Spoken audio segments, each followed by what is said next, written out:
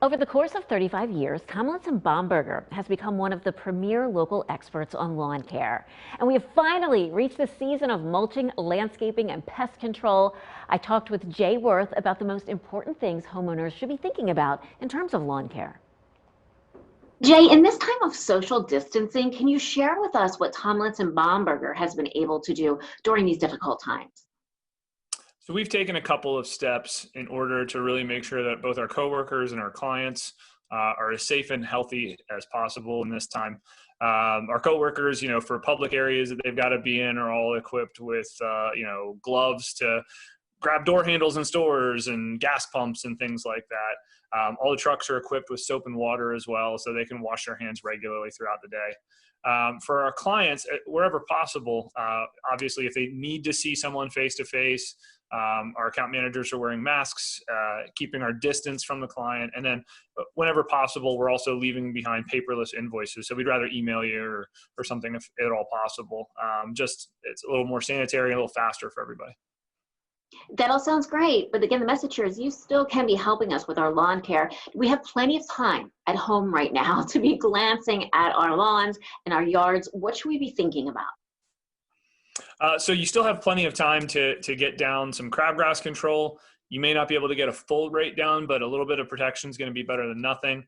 Obviously, as dandelions and clover and all these fun weeds are still out, you can treat any weed that is actively growing and usually get some traction with it. There are some that are harder to control than others, but all the ones that are really popping up right now, for the most part, are pretty easy to control. So that's the weeds. We also have to think about the pests. So what's going on in the pest world?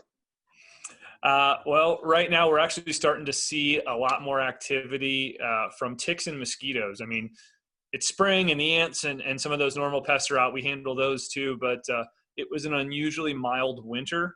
The populations for things like mosquitoes and ticks, for a variety of reasons when we have a mild winter, didn't kind of decline as you would hope. So we're already starting to see some of those, even on days when it's only 50, 55 degrees, we're already starting to see mosquitoes out. So mosquito control is a big thing, something we're pretty good at. And then the other thing that everyone's been talking about is this stinking murder hornet. Let's just, as a pest control expert, let me just tell you, you don't need to panic. They haven't even located a nest in the United States, let alone in Pennsylvania. And as far as the title, murder hornet, no entomologist we've talked to can, calls them that. They're called the giant Asian hornet. And, if you read some of these articles, they kill 50 people a year.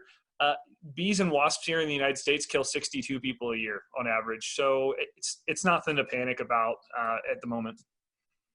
And then finally, that's good to know, it's not going to murder me. Let's talk about the spotted lanternfly. That continues to be an issue season after season. Yeah, and again, the populations are still going to be really high this year. They're going to continue to push westward. We started seeing them into the central part of Lancaster County last fall with a couple little reports here and there on the western edges of the county. That's going to continue to move, and places that they've already been in the eastern part of the county, the populations are just going to continue to grow.